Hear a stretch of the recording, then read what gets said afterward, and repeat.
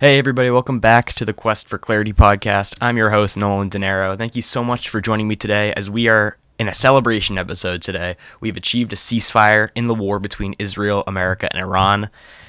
Thank God that this did not devolve into any sort of a wider conflict as me and many other people feared.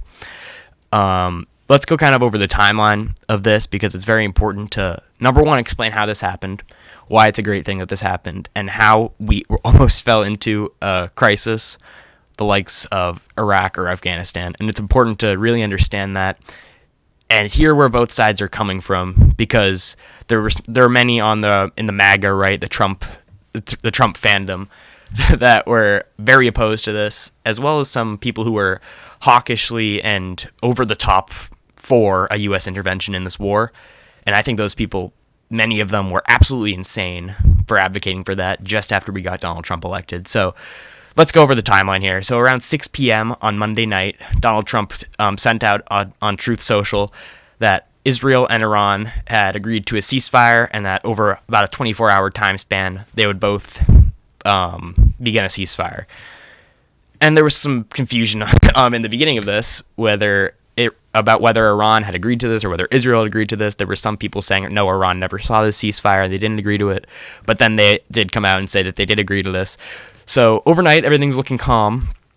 And of course, in classic, this is about now 4-ish in the morning in Eastern U.S. time. Of course, in classic Netanyahu/Israeli fashion, there is a large attack organized right as the ceasefire goes into effect by the Israelis. They begin sending planes to Iran as a sign of escalation because supposedly, and this is just a few reports, and this is what Donald Trump himself said that morning when discussing it with reporters outside the White House. Apparently, there was, I guess, one missile that Iran had launched. Apparently, according to Donald Trump, it may have been by accident, and it landed somewhere. It didn't hit anything important, didn't hit any buildings or anything like that. And it landed about 6 minutes, according to the Israeli timeline, about 7:06, about 6 minutes after the ceasefire had taken effect. And as they always do, they go completely overboard and take any possible reason to get back involved in a war with Iran. And Israel begins sending what Donald Trump called the largest barrage of bombs he'd ever seen in response, trying to escalate this war, which has been Netanyahu's goal for 20 plus years, is to escalate this and have this be a regime change war. And in the morning, Donald Trump's asked by reporters what his response to this is, and if he feels Iran and Israel both equally want peace. And his response was probably a top 10 Donald Trump moment of all time. Let's take a look at that. Believe that Iran is still committed to peace? Yeah, I do. They violated it, but Israel violated it too. Are you questioning if Israel is committed? Israel, as soon as we made the deal, they came out and they dropped a load of bombs, the likes of which I'd never seen before. The biggest load that we've seen. I'm not happy with Israel. You know, when I say, okay, now you have 12 hours, you don't go out in the first hour and just drop everything you have on them. So I'm not happy with them. I'm not happy with Iran either. But I'm really unhappy if Israel's going out this morning because the one rocket that didn't land, that was shot, perhaps by mistake, that didn't land. I'm not happy about that.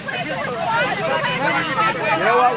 We basically have two countries that have been fighting so long and so hard that they don't know what the fuck they're doing. Do you understand that? Do you have a response to Iran? So as you can see, his response is absolutely incredible. He's not even picking sides in this one, really. This is the first time I've ever seen him this publicly mad at the Israelis, and it really is the only time that I can recall where a U.S. president has been this angry at the Israelis, which is just shocking that that's the case. And for it to be Donald Trump, the biggest supporter of Israel out of any president ever, it's really shocking. But it's amazing. I'll take it. To be honest, it should have come so much sooner from Donald Trump after they've done the things they've done to him. I'm talking about Benjamin Netanyahu specifically, whether it's bailing on the Soleimani strike at the last second, whether it's Netanyahu congratulated Joe Biden in 2020 on winning the election before American media called the election.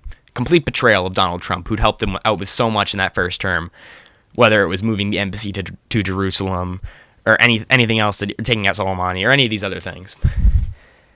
So he's been repeatedly backstabbed by Netanyahu, and this is the maddest he's ever gotten at Israel, and it was a long time coming. So for to be Donald Trump, this is really something to watch.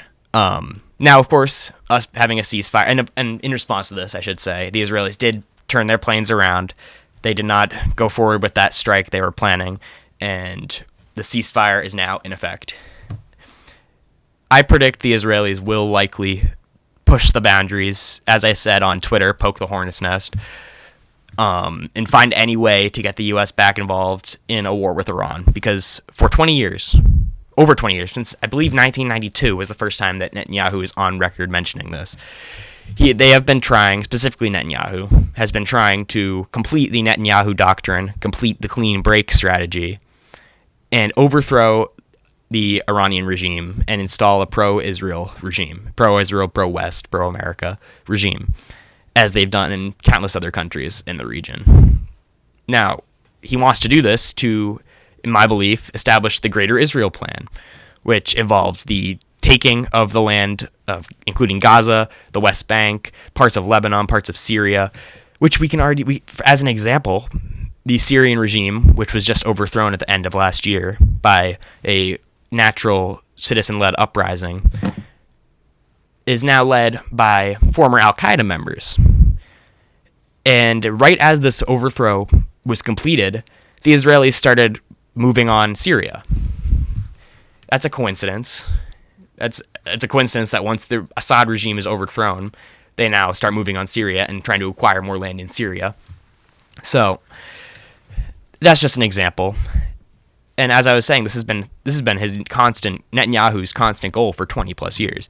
We can see time and time again him calling for regime change. Back in 2002, testifying in front of Congress and asking us to overthrow a number of regimes in the Middle East, including Assad, including Gaddafi, including Iran. And this also is this along this timeline, you also see him lying completely about the Iranian nuclear program, saying over and over and over again that they are just months away or just days away or just weeks away from nukes. It's funny how for 30-something years that he's been saying this, they don't have nukes yet. I don't know how that's possible when they've been weeks away for 35 years. But we have to just believe it, though. We just have to not even have our own intelligence on this. We can just trust the Israeli intelligence, the same Israeli intelligence that's lied to us over and over and over again and gotten us into war after war after war. But I do also want to talk about why this is a great thing that we avoided this, and why this was nearly a crisis that would have derailed the entire Trump presidency. So this would have been, if we had gotten any further involved, I think it was already a mistake to do what Donald Trump did and launch the attack on the Iranian nuclear facilities. But thank God that it didn't result in what would have been a worse catastrophe, which would be American troops on the ground and a regime change war on behalf of Israel. This could have very quickly escalated. This is why it was such a dangerous thing for him to do. It could have very quickly escalated. If the Iranians had not decided to try and find an off-ramp here and warn us before they launched their retaliatory strike on the U.S. Air Force base in Qatar, they basically warned us in advance, get all your guys out of there. We don't want anyone hurt here. We're just doing this to save face with our own population, because they had to respond for the sake of their own population. If they hadn't warned us of that, and American troops were killed in that strike, or the strikes that they took in Iraq, then this could have very quickly... You think Donald Trump's just going to take that and not do anything? We would be having a conversation right now about, do we send troops in? This is the conversation. That's how quickly this could have escalated. It's all escalated very quickly already. This went very quickly from the Israelis don't want... The Israelis aren't advocating for... hold on. Just let me say... It's very funny how the script has switched over the course of probably about 2 weeks here, the 12 days of this war. The script has switched so many times. It went from the Israelis aren't asking America to be involved, they're just doing it on their own. And then it was, The Israelis aren't asking Americans to be involved offensively. They just want us to shoot down their drones defensively. And then it went to, the Israelis don't need the Americans. If they want to do regime change, they'll do it themselves. And then it went the next level to, oh, actually, the Israelis are advocating for America to get directly involved in this. The script switched so many times, and it was just hilarious to see all the pro-war propagandists adapt to the changing landscape as if it had always been one consistent narrative, which it wasn't. We went from nukes to regime change in a matter of days, coming from Netanyahu, when it comes to what the goal was of this war. Now, this could have been a crisis if we got involved in this, because it would have been the exact same thing as Iraq. We would have invaded a country under false pretexts, because as much as they want to tell you Iran was days away from a nuclear weapon, no American intelligence backs that, as was said by Tulsi Gabbard back in March, which she has now walked back somehow, which isn't what she said in the video. In the video, she clearly said there's no U.S. intelligence to back the idea that the Iranians are trying to make nuclear weapons. And then when Israel says that's not true, our entire administration just folds and says, oh yeah, you're right. I don't understand how, after the last 20 years, we can possibly trust Israeli intelligence. The same intelligence that led us into Iraq and Afghanistan. It's going to be very interesting these next few weeks to see how the ceasefire lays out. Just before I came on the air, Donald Trump is speaking at NATO, and he said that he doesn't even think that nuclear talks with Iran are going to be necessary, which is very interesting. I don't think the Israeli side of this argument is going to be very happy with that, which I'm fine with that. I don't need them to be happy. I don't need them to be happy with anything that Donald Trump does. I think that Donald Trump should be doing way more than he's doing right now to tell the Israelis knock it off. Because not only are they trying to get us in a war with Iran, which they have been for decades, but they're also using our funding to commit what is, I think it's more than a genocide at this point. That there was conversations about, is this a genocide, is this not? I think we're way past that. This is a complete ethnic cleansing of the population in Gaza. They're using our funding. I think there was just a report out today that it was something like 75% of what Israel's done in Gaza has been backed by U.S. funds. It's absolutely insane, and America, in all of the existence of Israel, has never used one bit of our infinite leverage over this country. We've never said, if you don't do what we want, then we're going to cut off funding to this that you're doing. This whole time, we could have been saying, like this with the ceasefire, for example, we could have said, do not break the ceasefire, and if you try and break the ceasefire, we're going to cut off all funding to your Gaza project.